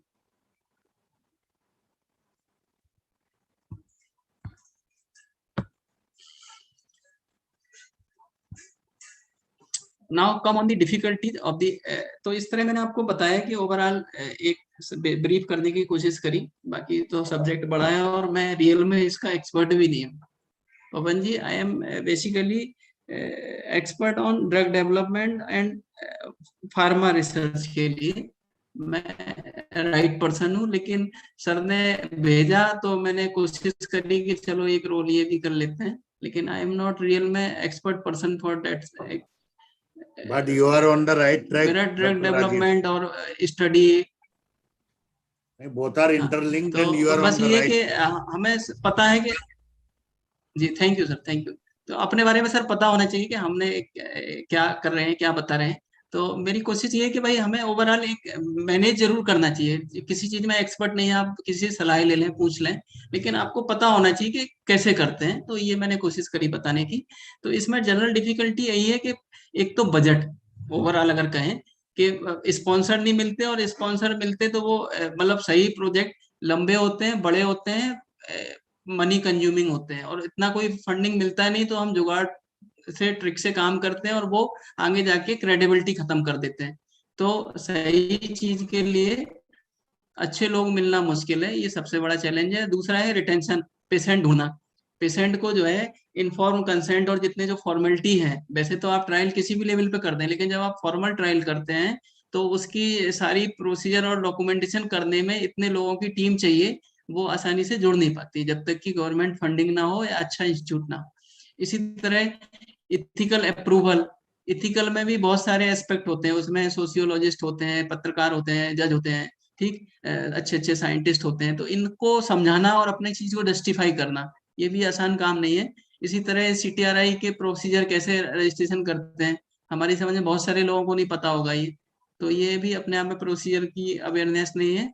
और क्लिनिकल ट्रेनिंग और डेवलपमेंट, स्किल डेवलपमेंट एक बहुत बड़े चैलेंज है फ्यूचर के लिए। अगर हम इनको रैप अप करना चाहें और कंक्लूड करना चाहें तो यही है कि आगे के लिए फ्यूचर में फंडिंग स्पॉन्सरशिप थोड़ी मजबूत हो, क्लिनिकल ट्रेनिंग जो है अच्छे से बने और EMR प्रोजेक्ट है वो ग्राउंड लेवल पे आम आदमी तक पहुंचे। अभी तक क्या है, चुनिंदा लोगों तक वो एक अप्रोच बनी रहती है, पर्टिकुलर जो स्किल्ड होते हैं, जो समझते हैं वही वो लेते रहते हैं, करते रहते हैं। लेकिन इस पे पब्लिक ऐसे बनाना है। कई बार नोटिफिकेशन आता है, नेट से पढ़ लेते हैं, लेकिन कैसे करना है और कैसे अप्रूवल कमेटी, इसमें 3 कमेटी होती है। इसको अप्रूवल कमेटी होती है आपका, project evolution committee, screening committee, approval committee, approval committee, फिर SFC से इसको स्टैंडिंग फाइनेंस कमेटी से पास होता है प्रोजेक्ट, फिर आयुष इसमें फंड करता है। आयुष नहीं करे तो DST है, DSR जो CSIR जो है इसको फंडिंग करता है। तो ये जो है प्रोजेक्ट की मैनेजमेंट एक बहुत बड़ी स्किल है, इसकी आवश्यकता है। और GCP is also one of the biggest challenge for Ayurvedic drug, and CRO will be help for this work, but CRO should be strengthening through the proper mechanism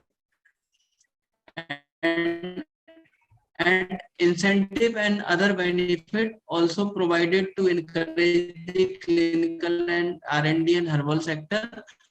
And there should be concrete program for collaborative research in especially Ayurvedic clinical trial, and there should be MOU with university and government institution and industry and various stakeholders in various capacity, and IPR protection and patenting of drug. It also the relevant issue for this work, and it should be more elaborate and more training should be given on this work. So last but not least, I again say कि hard work, patience and regular effect और scientific teamwork और collaboration से काम करें, duty, devotion और discipline के साथ भगवान को अगर ध्यान रखें तो हमारे पास आसमान दूर नहीं है। और अंत में यही कहना चाहता हूँ जो चरक ने कहा, विद्या वितर्क विज्ञानम स्मृति तत्परता क्रिया षड्गुणम एते न असाध्यम न अति वर्तते।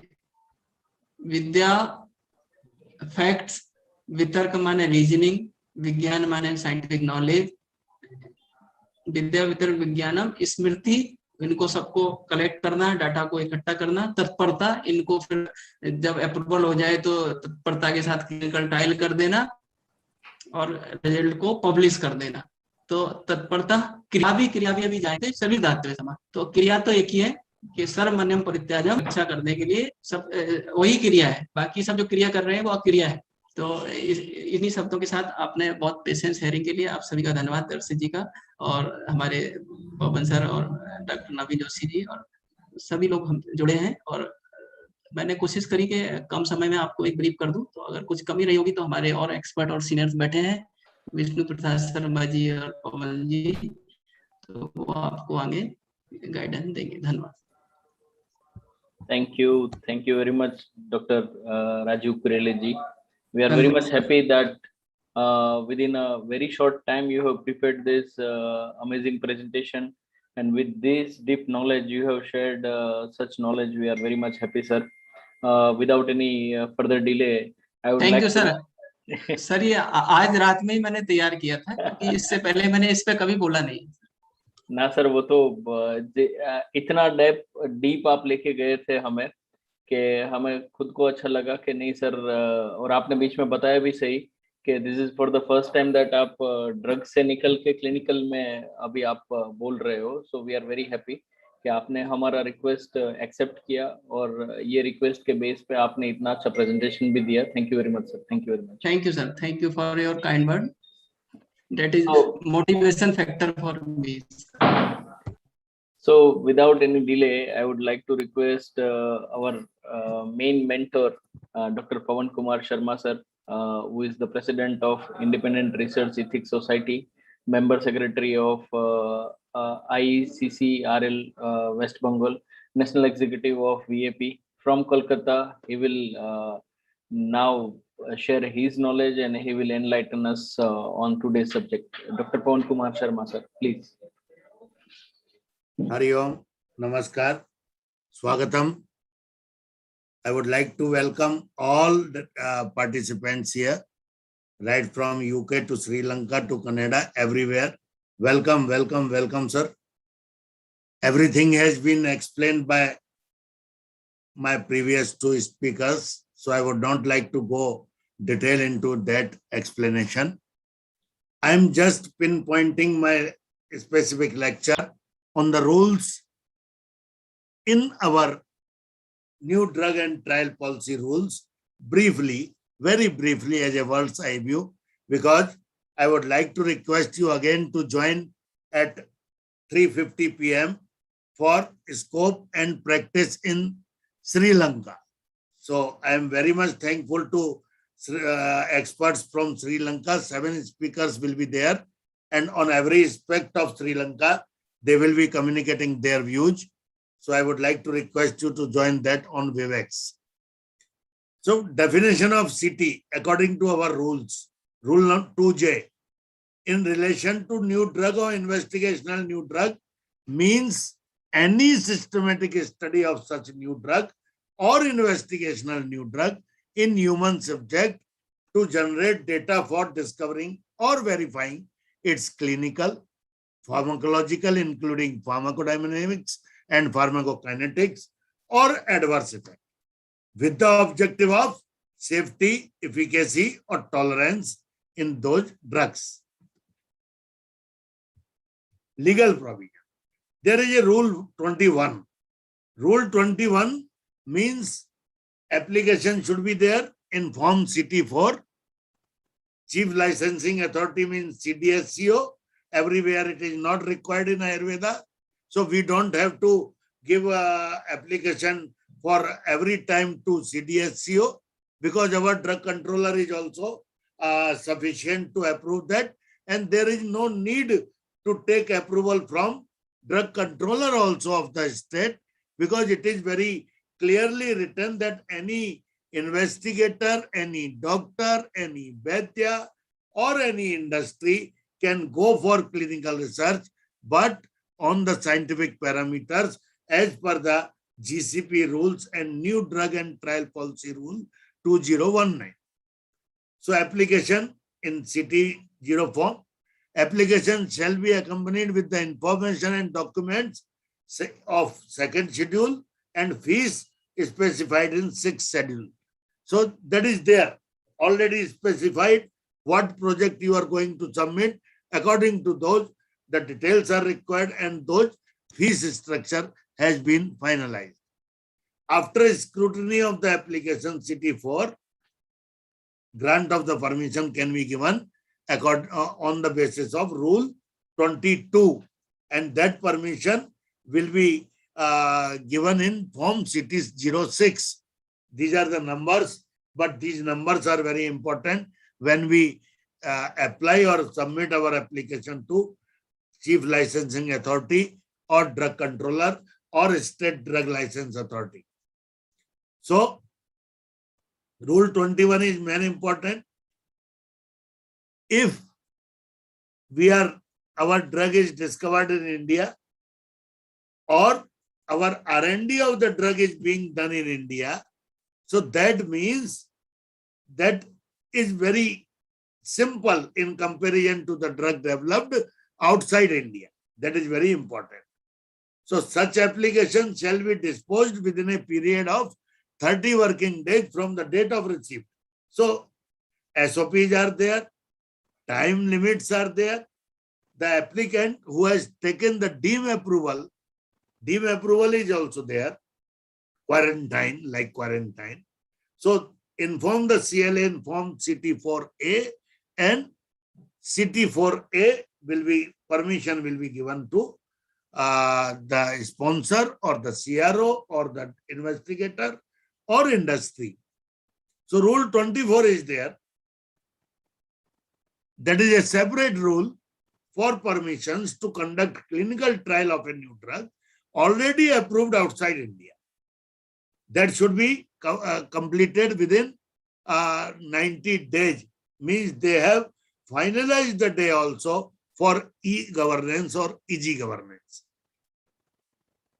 So now, Rule 25, city at each site conditions. What conditions they have given, in brief I am going, clinical trial at each site shall be initiated only after approval of CLA. That these are rules for new drug, but these are not meant for Ayurvedic drug, because our drugs generally are not being considered as new molecule, and our drugs are somewhere mentioned in our scheduled books, 54 books, definitely Ayurvedic Pharmacopoeia, Ayurvedic Formulary, or any other books which is this mentioned in schedule. So city site where there is no EC, those city sites can take permission from other city site if the program multicentric trials are being conducted. Under Rule 7, approval granted by the ethics committee should be forwarded to CDSCO, CLA CDSCO in 15 working days, and clinical trials shall be registered with the CTRI register. That is important. So Rule 25 overall communicates the guideline to conduct clinical research in India. GCP guideline, it should be definitely, it should be in accordance with the requirement of GCP guidelines, and 6 monthly status report should also be submitted to CDSCO in this case, otherwise to the industry, to the CRO, or to the CDSCO for ethics approval. Serious adverse events should also be forwarded to CDSCO, ethics committee and institute within 14 days of its occurrence. It is very necessary. And the color of SAE is quite different. For death, red color envelope should be there. For some severe problem, brown color.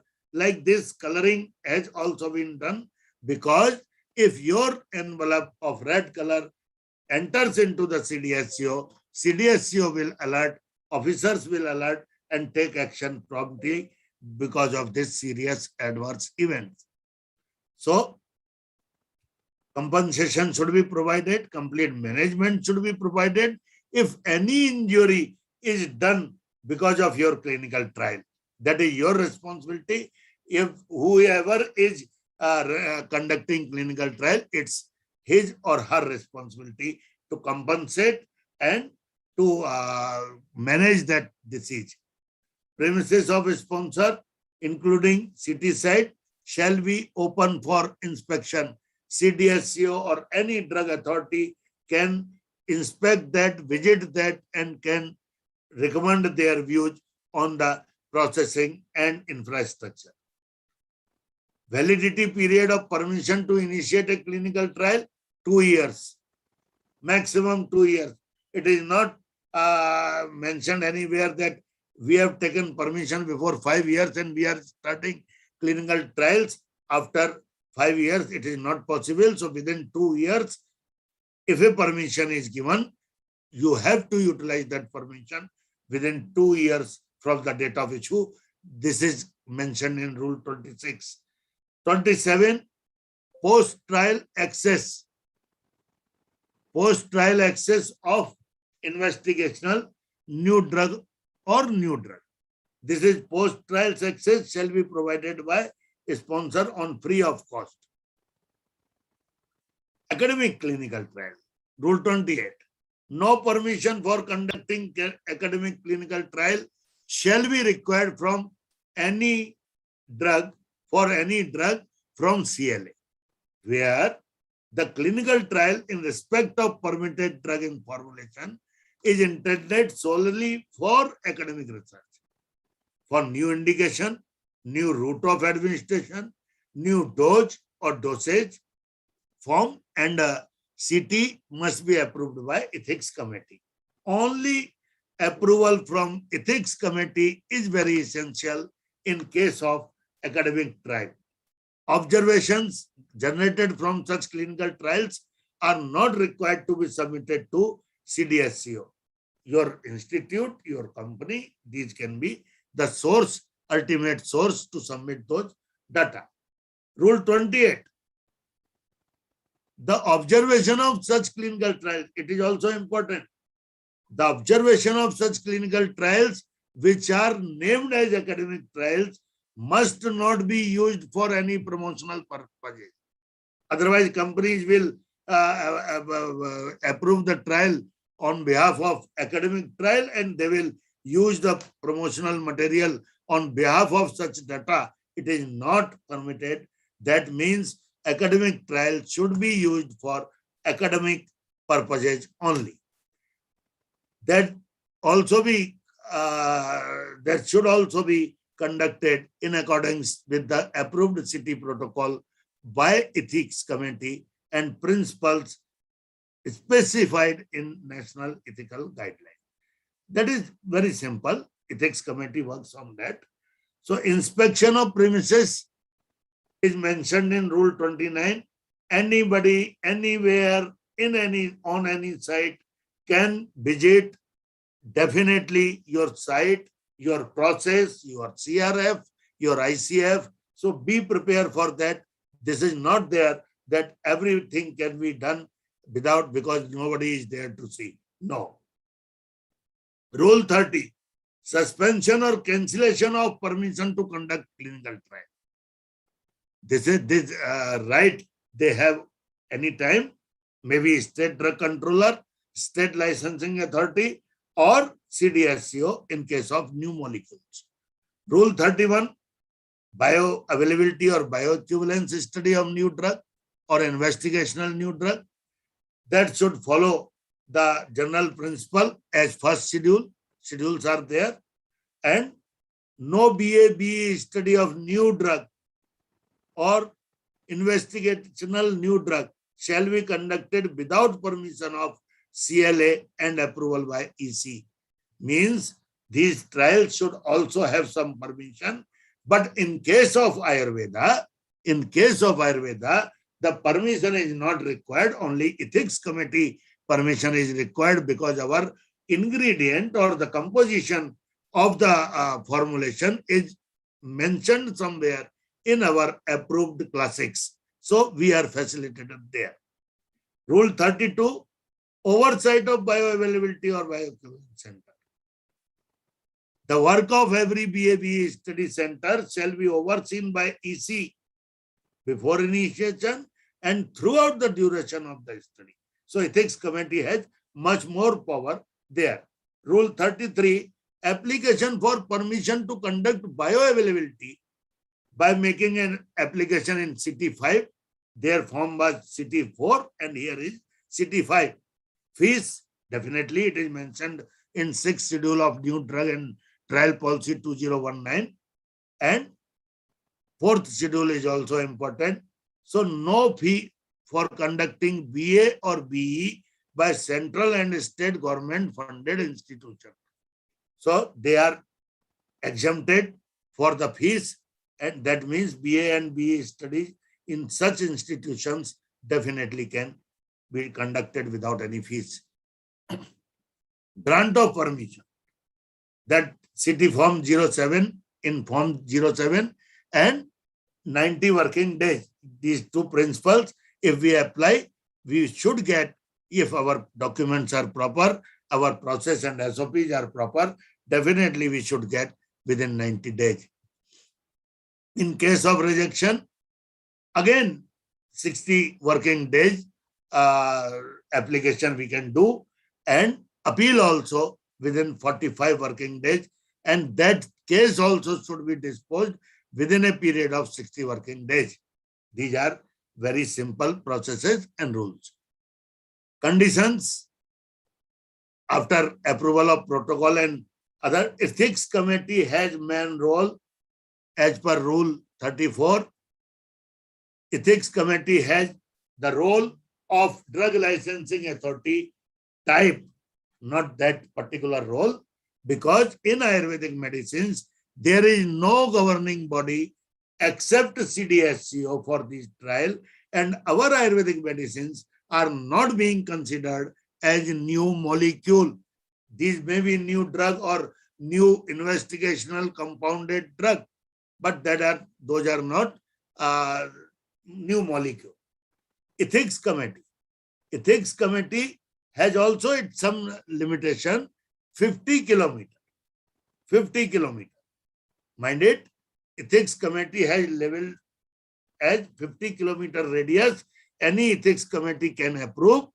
But if multi-centric trial are there and a company is conducting trial on various sites, definitely one trial approval can be considered for second trial if no EC is there in 50 kilometer radius. So 15 working day, ethics committee should be should give approval. BA study and BE study, a study center registered. Before enrolling first subject for the study, independent investigational new drug protocol, that must be registered in CTRI. Rule 36. So validity period of permission, that is for 1 year. In clinical research, it was for 2 years. So that is, if we have received permission, we have to start BA or BE study within 1 year. Rule 37, inspection. Definitely they can inspect. So they can suspend or cancel also. And Rule 101, waiver of local clinical trial for approval, anything, means central government may specify by an order the name of the country from time to time for considering waiver of local clinical trial. That means if a trial is already conducted abroad, so the waiver can be done like these vaccine cases. Thank you. Thank you very much. I hope I am clear on the rules.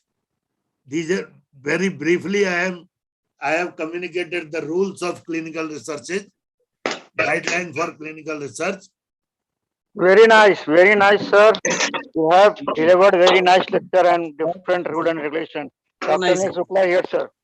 Thank you. So nice of you. So nice of you.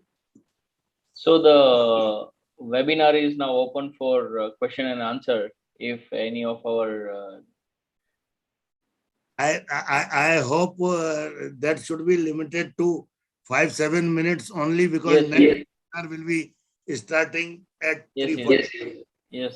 yes, sir. So I think Yes. Banotji had one question there, and the question is, which document is this? Pavanji, एक chat box में Banotji का एक question है शायद.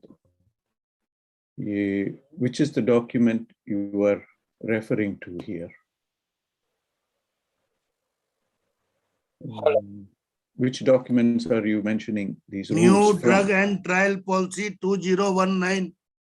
The draft was drafted in 2018 and circulated to all, and then it was finalized in 2019, March 2019. So new drug and trial policy, clinical trial policy 2019. Actually, could you put that in the chat box? I'm wondering how they. I'm doing that, sir. Oh, thank you. I'm I happy. mentioned the same. Yes.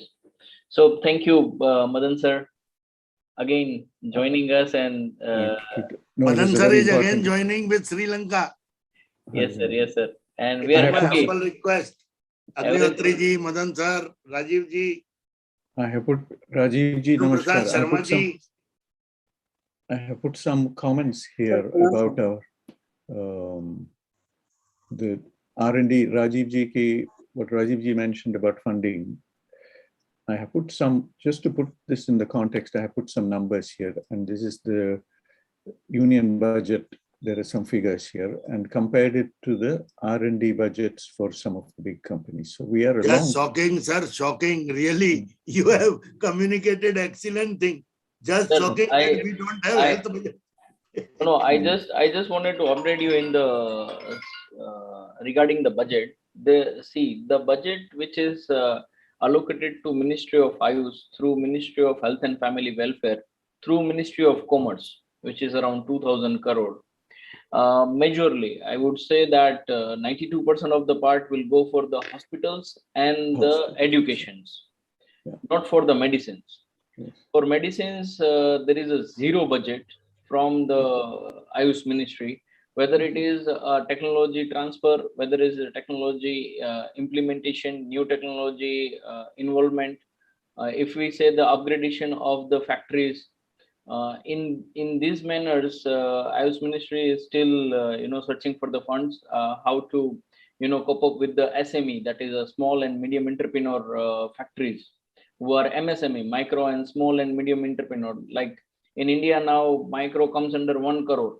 So you can understand that there are no subsidies for the factories. There are no subsidies for the there are no raw material banks, just like any other industries are having. So no wonder Ayush Ministry is having fund, but that is particularly for the hospital management I- and education. Suji, this is a very important point because it needs to be highlighted to the Ministry of Commerce that budget allocation, the kind of figures I have presented, the budget allocation has to be there. Sir, and the criteria must be yes, set. we have proposed to the Ministry of Ayush, marking Ministry of Health and Family Welfare and Commerce, that we should have a raw material bank where small and